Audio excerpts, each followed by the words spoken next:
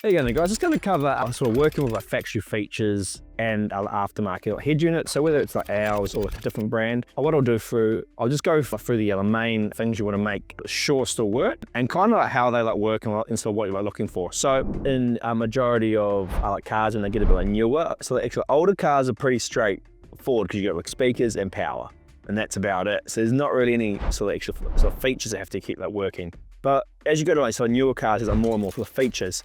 So you can normally have sort of factory reverse camera and those reverse camera lines. So that's one. A steering wheel control is 2. A factory USB like ports is 3. And then sort of 4 I call sort of advanced like features. So what can you get into the factory radio to change the actual sort of settings that change on the car? Or actually there's a 5th one I would actually bring in would actually be factory amplifiers and DSP actual settings. Are they going to work with that? So we'll start with the factory reverse camera. So this is one of our units, so like a VD unit, but pretty straightforward normally. You're going to get like a harness kit in your kit, and in the harness kit, it's going to have an RCA like adapter that is going to convert the factory camera and put it into the head unit. It's also going to send power down to the factory camera. So you can see that's like coming in there, the actual factory camera.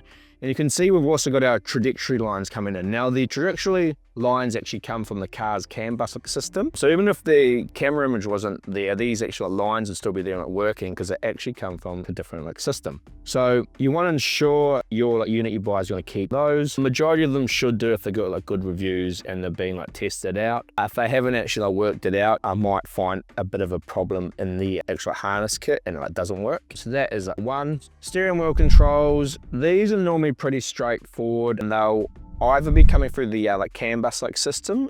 So in your harness you'll have a little box and they'll decode these. If they come through the CAN bus system, there's no learning required. They should just work all by default. You can see the volume ups working here. If they are coming through the old school way, which is just direct wires, and they actually, if you push volume up, volume up will send 0.6 volt down, and then a volume down will send 1.1 volt. And in majority of units, so if the Android actual base, they're actually really handy. They have all this built in. They're going to have a steering wheel control learning sitting in here. So you push it on here, you push the control on here, and it'll learn it. If it's CAN bus, it's already going to be preset. And if it's CAN bus, sometimes what happens to us is it's the microphone button mutes it, and we're that's weird. So then we have to go in and adjust our firmware and work it out, and then we send an update out, and then we fix it for everyone. Some of the main brands like your Kenwoods and etc. actually have an external box you'll need for steering wheel controls, and some of them can be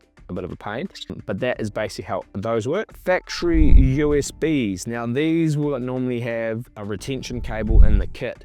That's always a really good one to ask if you're buying from some other sellers, because sometimes some overseas sellers don't offer the best support and don't actually know what's selling. So if you say, hey, can you show me the USB retention cable? And what will happen is it just plugs into one of the USBs coming out the back of the head unit, and then it plugs into the car on the little plug on the car side, and then it comes through to here. So you keep your USBs working, and they now work with the aftermarket head unit. So that's why it's also good when you buy, if you can get a full kit that comes with everything. That's why we sell the full kits of everything. Sometimes actual Alpine, etc. Because of mainly being sold to installers, it's a bit hard to work out because you have to go, okay, head unit, fascia, cable kit. Oh, and I have to actually add on the factory USB retention cables as well.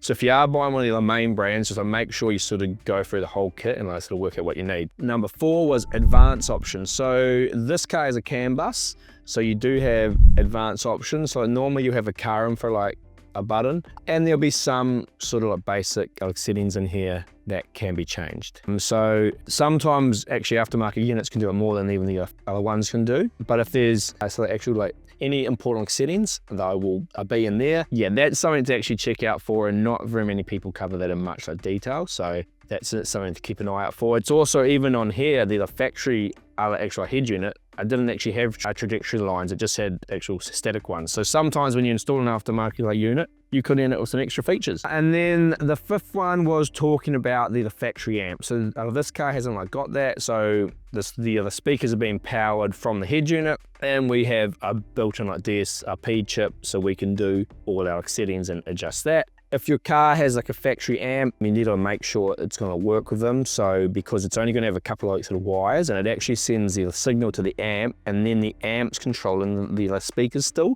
because it's always like a factory DSP amp.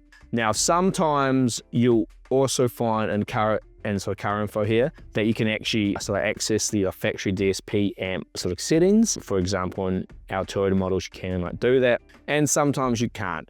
Now, if you can't, it means that you're going to have very sort of limited control over some balance and equalizer sort of settings, but that is just the way it is. Hopefully, I've sort of covered a lot of things to check in with if you are going to do an aftermarket unit and you're worried about, is it still going to work with the sort of factory settings on the car, etc, etc. Yeah, keep an eye out for that. Definitely ask the questions. Definitely check if you're going to get a good support from whoever you're going to buy from. That is one of the biggest things, is getting the support, and that's what sort of we try to strive for, because at the end of the day, the majority of people use their car every day and they want this to work every day. So yeah, if you need any other questions, post in the comment below and we'll be able to help out.